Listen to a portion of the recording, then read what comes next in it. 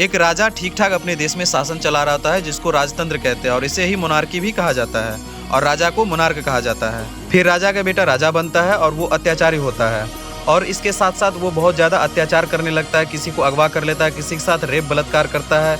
अगर इसके अगेंस्ट कोई कुछ बोलता है तो उसको मरवा डालता है, जस्ट लाइक डिक्टेटरशिप। फिर इसके अगेंस्ट प्रोटेस्ट होता है, जैसे नेपाल का जनजी प्रोटेस्ट। इसे प्रोटेस्ट नहीं रेवोल्यूशन कह सकते हैं। और इस तरह से पूरा सिस्टम बदलता है और उसके बाद समाज के जो पढ़े लिखे बुद्धिजीवी वर्ग होता है उसको कहा जाता है कि आप देश चलाइए, शासन व्यवस्था संभालिए।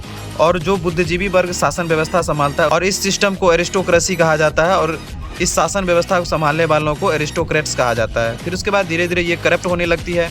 उसके बाद इसके अगेंस्ट रिवॉल्यूशन होता है, फिर गवर्नमेंट चेंज होती है, सिस्टम बदलता है। उसके बाद समाज के जो धनी वर्ग, कुलीन वर्ग होता है, उसको कहा जाता है कि आप लोग शासन व्यवस्था संभालिए, क्योंकि पहले जो गवर्नमेंट था वो बहुत ज़्यादा करप्ट हो चुकी थी।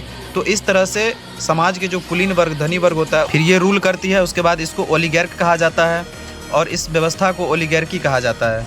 उसके बाद ये भी धीरे धीरे करप्ट होने लगती है, इसके अगेंस्ट भी रिवॉल्यूशन होता है। उसके बाद ये सिस्टम भी बदलता है। उसके बाद आता है हमारा डेमोक्रेसी।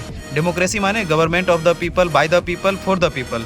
धीरे धीरे ये भी करप्ट होने लगती है। उसके बाद इसके नेता और पूरा सिस्टम लगभग कोलैप्स कर जाता है। और उसके बाद आता है हमारा मोबोक्रेसी, यानी भीड़ तंत्र, यानी भीड़ जो कहेगी गवर्नमेंट वही करेगा। उसके बाद एक नेता आता है और स्ट्रॉन्ग लीडर बनता है। उसके बाद वो कहता है कि हम एक समाज में अच्छी व्यवस्था लाएंगे, लोगों को बेहतर लाइफस्टाइल प्रोवाइड करवाएंगे। उसके बाद वो रूल करने लगता है और फिर से मोनार्की वापस लौट आती है और इसे ही ऑथोरिटेरियन सोसाइटी या स्टेट कहा जाता है, जिसे डिक्टेटरशिप भी कहा जाता है। Just like North Korea, Syria, Russia, China. वैसे इंडिया में कौन सा सिस्टम काम कर रहा है, कमेंट्स में बताओ।